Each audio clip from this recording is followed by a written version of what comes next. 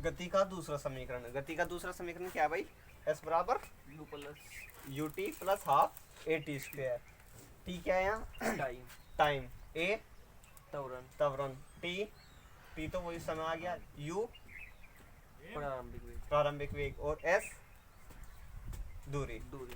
तो यहाँ यू क्या है? प्रारंभिक वेग, हाँ। वी अंतिम वेग, और यहाँ क्या है? ये ए त्वरण।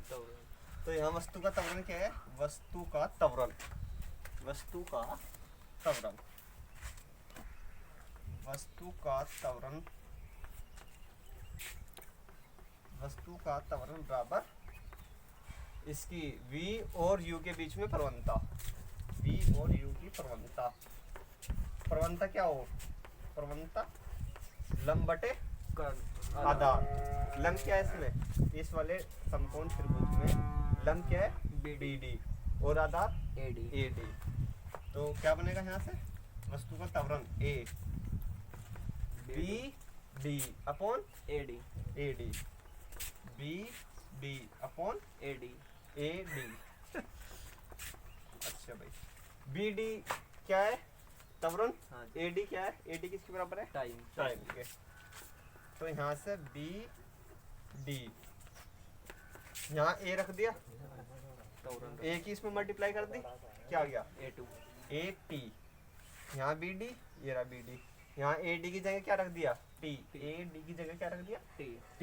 टाइम। तो BD बराबर AT। जब इसकी इधर मल्टीप्लाई करेगा ना टाइम की, या लिख के ही बता दूं, ये देख, AD की जगह क्या रखूं? T। T, AD की जगह रख दिया T। अब इसकी मल्टीप्लाई यहाँ कर दे, तो यहाँ से BD बराबर कितना आ गया? AT।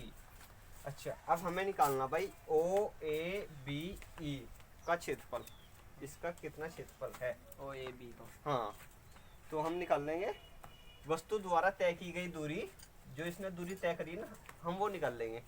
दूरी निकालने के लिए हमें OAB और E इसका क्षेत्रफल चाहिए। तो वस्तु द्वारा तय की गई दूरी, वस्तु द्वारा तय की गई दूरी, वस्तु ने कितनी दूरी तय करी, हमें अब ये निकालना। ये कैसे निकाल लेंगे?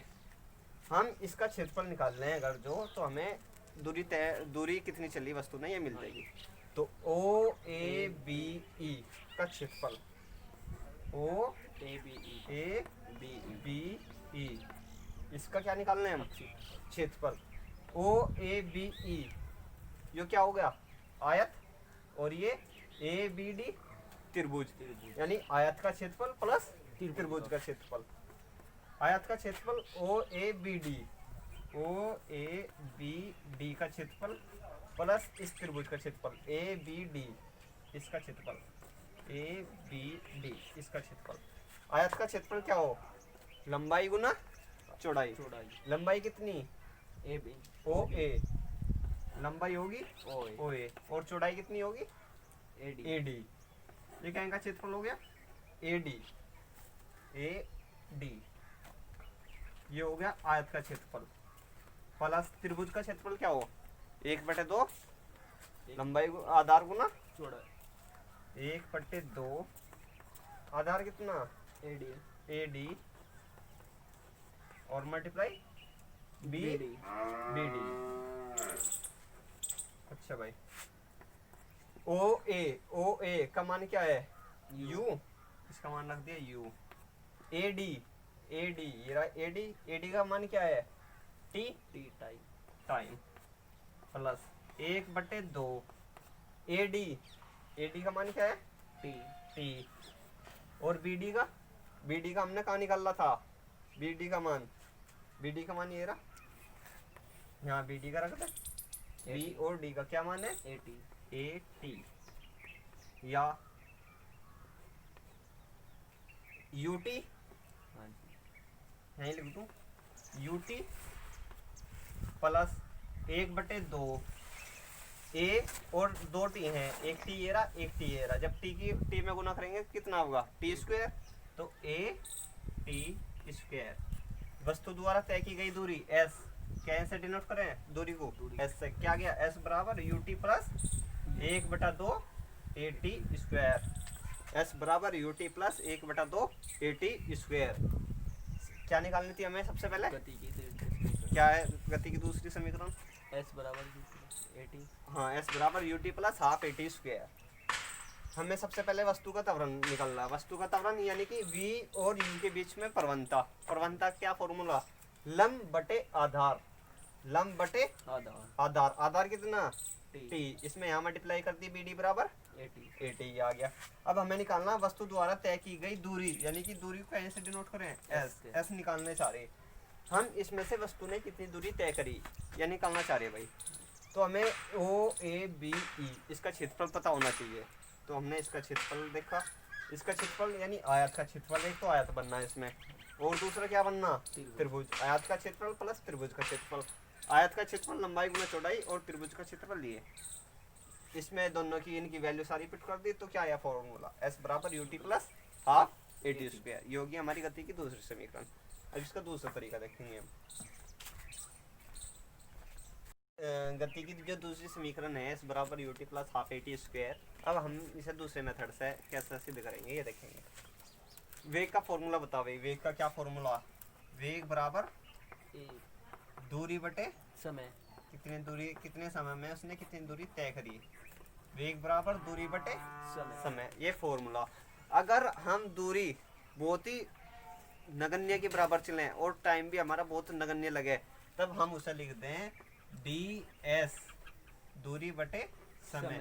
डी कब, जब टाइम भी बहुत नगण्य के बराबर हो और दूरी भी बहुत नगण्य के बराबर चली गई हो, तब हम लिखते हैं वेग वेलोसिटी। तब हम ये लिख देंगे।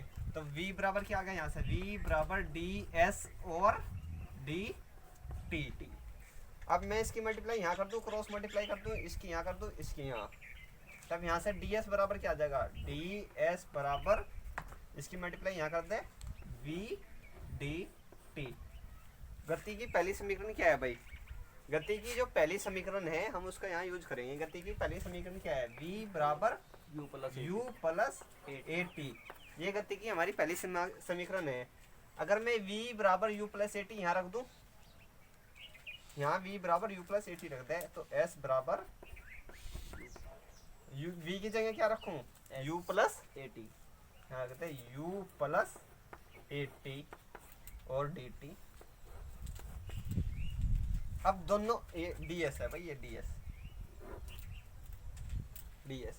अब दोनों ओर का समाकलन कर दे, जैसे हमने गति की पहली समीकरण में कराते हैं समाकलन, ऐसे ही दोनों ओर का क्या ले ले, दोनों ओर का समाकलन लेने पर, दोनों ओर समाकलन करने पर यहाँ इसका समाकलन करते हैं। ये समाकलन का निशान हो भाई, ये जो ऐसा लगे है निशान, ये वो समाकलन का निशान, डी एस। इधर समाकलन u plus A T D T. अब इसकी सीमा रख दे, यानी लिमिट रख दो। तय की गई दूरी, यहाँ जब यहाँ से चला, यहाँ इसकी दूरी कितनी थी 0, और यहाँ से यहाँ तक s। तो 0 से चला और s तक पहुँचा। अब यहाँ रख दो टाइम की, टाइम 0 से शुरू हुआ t तक लगा, 0 से शुरू हुए हम और t समय तक गए, ये रख दी। यहाँ u कांस्टेंट है, u क्या है, उसे तो हम ले रहे हैं बाहर, उसे ले लेंगे हम बाहर। ds का समाकलन s, ds का समाकलन हो गया s, और लिमिट रख दी 0 और t रख दी। u को बाहर ले लिया, आ जाएगा dt।